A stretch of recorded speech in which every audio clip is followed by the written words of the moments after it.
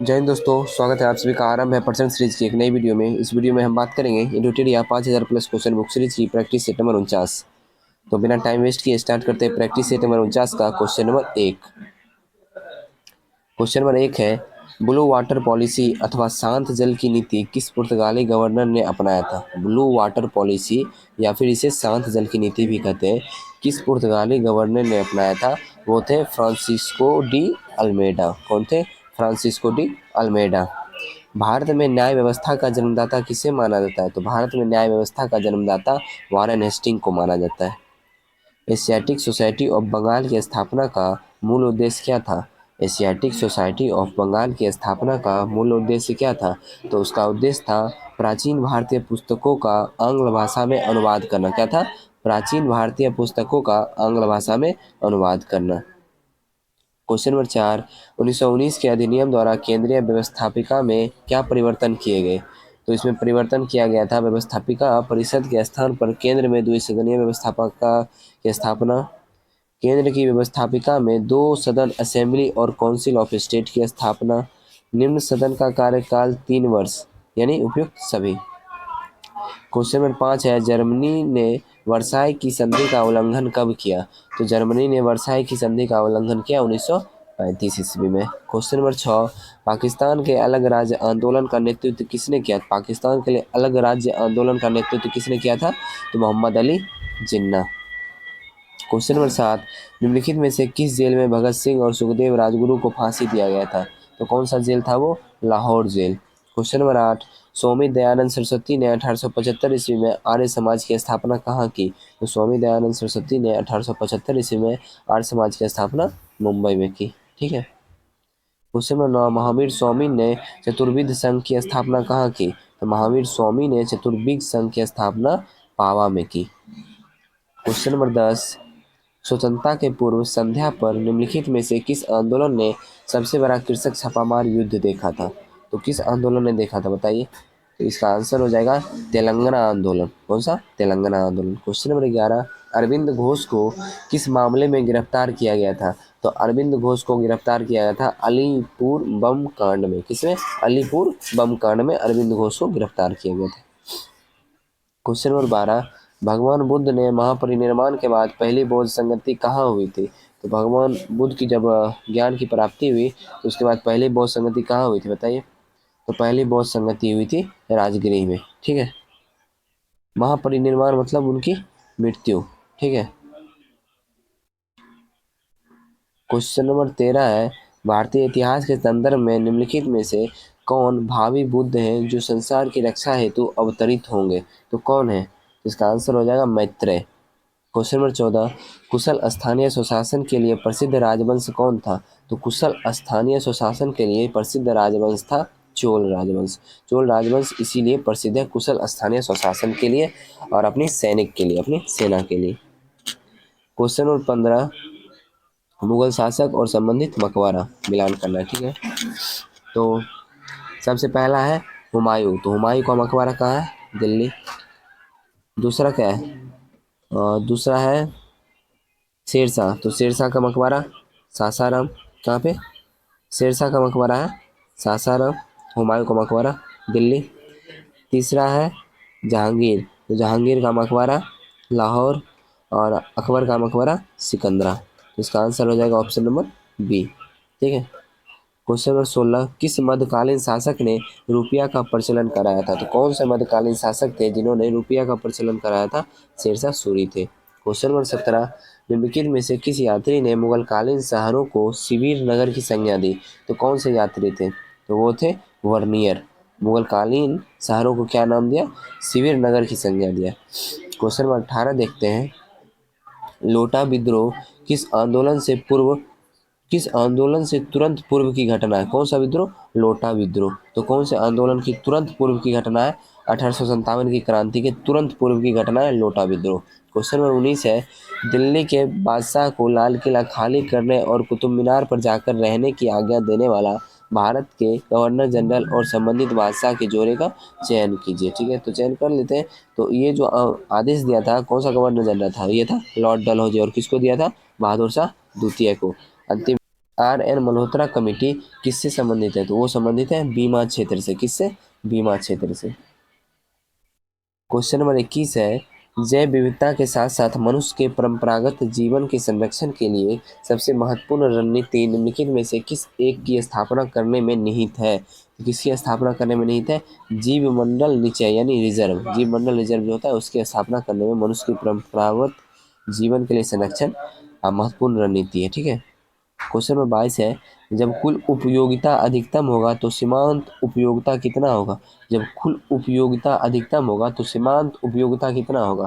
तो वो 0 होगा। क्वेश्चन नंबर 23 है, कौन सा रीट किसी अवैध व्यक्ति से सरकारी पद को बचाने के लिए जारी किया जाता है? तो कौन सा रीट है बताइए? तो ये हो जाएगा अधिकार परीक्षा। ठीक है। क्वेश्चन नंबर 24, निम्नलिखित में से किसकी सलाह पर प्रायः राज्य में राष्ट्रपति शासन लागू किया जाता है? तो किसकी सलाह पर? ये सलाह रहता है गवर्नर का यानी राज्यपाल का। अगर किसी राज्य में राष्ट्रपति शासन लागू करना है तो उसकी सलाह कौन देते हैं? राज्यपाल देते हैं। ठीक है।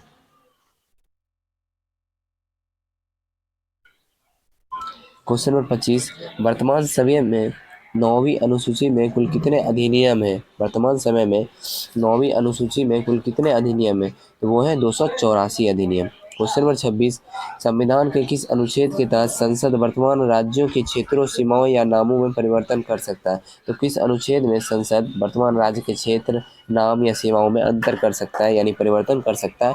तो ये अनुच्छेद हो जाएगा अनुच्छेद 3। क्वेश्चन नंबर 27, संविधान में पंचायतों के विघटन के प्रावधान से संबंधित सत्य कथन की पहचान कीजिए।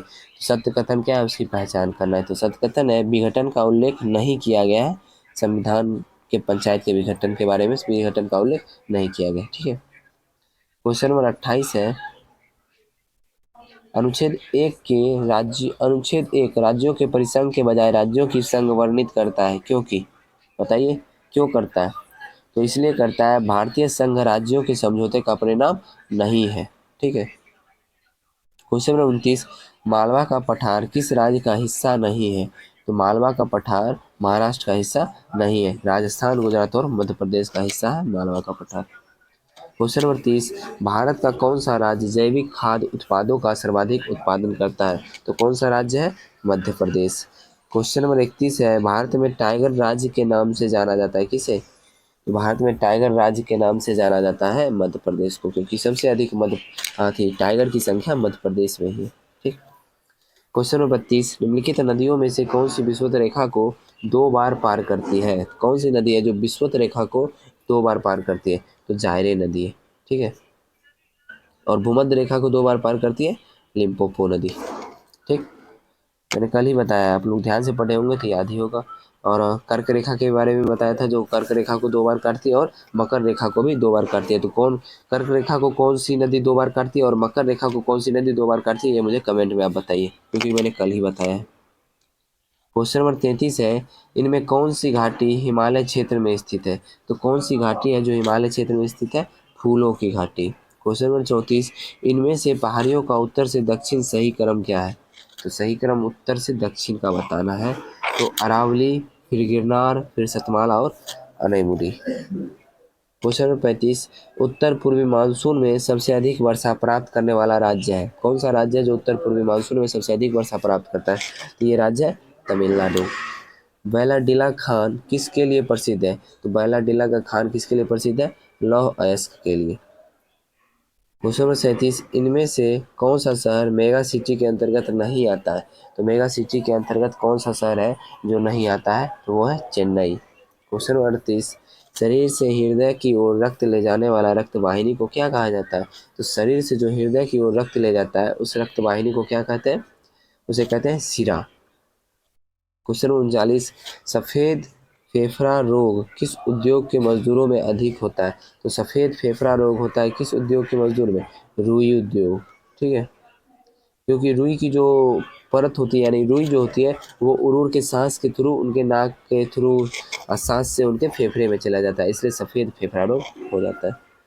क्वेश्चन नंबर 40 देखते हैं, निम्नलिखित में से कौन मानव गुर्दे का सामान्य कार्य नहीं है? मानव गुर्दे का सामान्य कार्य नहीं, रक्त में शर्करा की मात्रा का नियंत्रण ये मानव गुर्दे का सामान्य कार्य नहीं है। क्वेश्चन नंबर 41, वृक्क रोग किस प्रदूषक के कारण मानवों में होता है? तो वृक्क रोग यानी किडनी रोग जो है वो किस प्रदूषक के कारण मानव में होता है? ये होता है कैडमियम के कारण। क्वेश्चन नंबर 42, न्यूनतम संभव ताप कितना हो सकता है? तो न्यूनतम संभव ताप कितना हो सकता है? देखिए सेल्सियस में पूछ रहा है, तो इसका क्या होगा आंसर? तो इसका आंसर हो जाएगा -273 डिग्री सेल्सियस। ठीक। क्वेश्चन नंबर 43, अंतरिक्ष यात्री अंतरिक्ष यानी स्पेस में सीधा खड़ा नहीं रह सकता है, इसका मुख्य कारण क्या है? तो इसका मुख्य कारण है गुरुत्वाकर्षण की अनुपस्थिति। क्वेश्चन नंबर 44, जब लाल, हरा एवं नीला प्रकाश पुंज किसी एक बिंदु पर पड़े तब संयुक्त प्रकाश दिखेगा कैसा? तो वो दिखेगा सफेद, क्योंकि तीनों जो है प्राथमिक रंग है और तीनों प्राथमिक रंग एक साथ मिला दिया जाए तो वो सफेद बन जाएगा। क्वेश्चन नंबर 45, इनमें क्या होगा यदि साधारण नमक पानी में मिलाया जाएगा? इनमें क्या होगा यदि साधारण नमक पानी में मिलाया जाएगा? पहले भी कितनी बार बता चुका हूँ कि क्वथनांक बढ़ेगा और गलनांक घटेगा। इसलिए आप ध्यान देते होंगे कि कोई भी बर्फ़ की फैक्ट्री है या फिर बर्फ़ वाले रहते हैं, आइसक्रीम वाले रहते हैं, तो वो अपने जो साइड में बर्फ़ रखे रहते हैं उसमें वो नमक डाल के रखते हैं, जिससे कि उनका जो बर्फ़ जो गलना है वो धीरे धीरे गले, गलनांक उसका घट जाता है नमक डालने से और क्वथनांक बढ़ जाता है।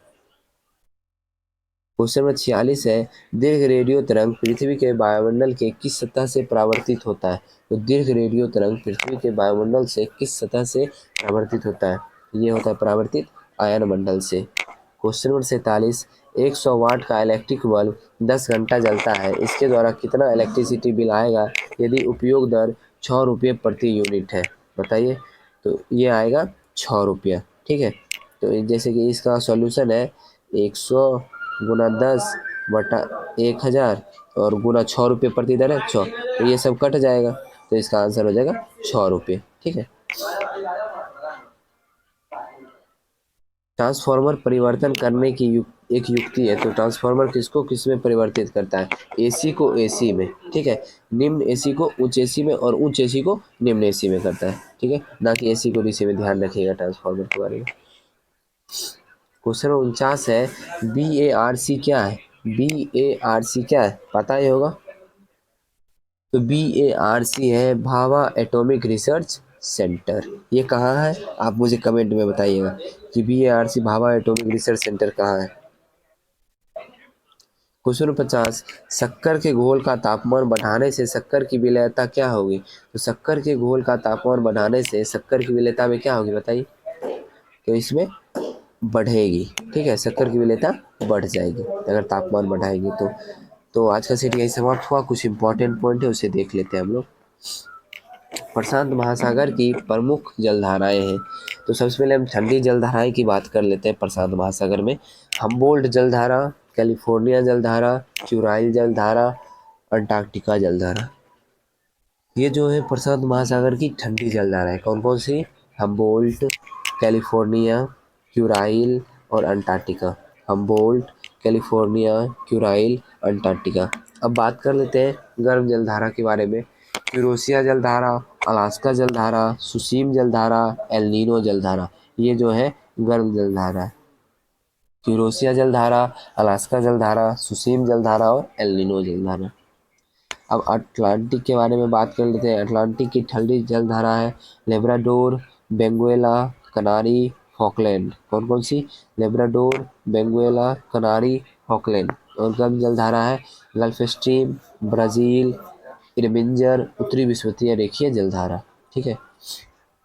अब प्रमुख जलडमरू मध्य के बारे में बात कर लेते हैं। बेरिंग जो है किससे संबंधित, कौन से सागर से संबंधित है बेरिंग जलडमरू मध्य? वो है आर्कटिक एवं बेरिंग सागर से संबंधित। जिब्राल्टर भूमध्य सागर एवं अटलांटिक से। डोवर उत्तरी सागर एवं अटलांटिक से। मलक्का जावा सागर एवं बंगाल की खाड़ी से। फ्लोरिडा मैक्सिको की खाड़ी एवं अटलांटिक से। पाक बंगाल की खाड़ी एवं अरब सागर से।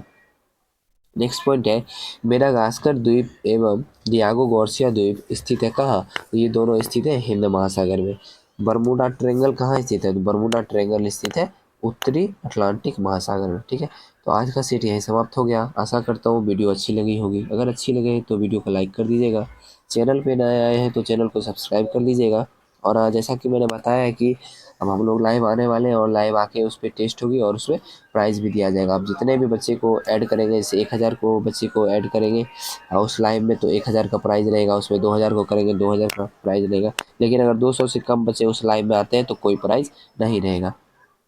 तो आप लोग को ये सोचना है कि कैसे बच्चे को ऐड करें। और सभी बच्चे को आप टेलीग्राम ग्रुप में, जो भी बच्चे अभी आप वीडियो देखते हैं या फिर जिन्हें भी शेयर करेंगे उन्हें टेलीग्राम ग्रुप में ज़रूर ऐड करवा दीजिएगा, क्योंकि वहाँ पे जो भी क्लास होगी उसकी पीडीएफ भी डाली जाएगी और रिजल्ट भी अनाउंस पहले उसी पे किया जाएगा कि कौन फर्स्ट आ रहे हैं, कौन सेकेंड आ रहे हैं, किन्हें प्राइज़ मिलेगा, और सारी डिटेल जो है वहीं पर पता चलेगी। ठीक है, तो मिलते हैं अगली वीडियो में। जय हिंद।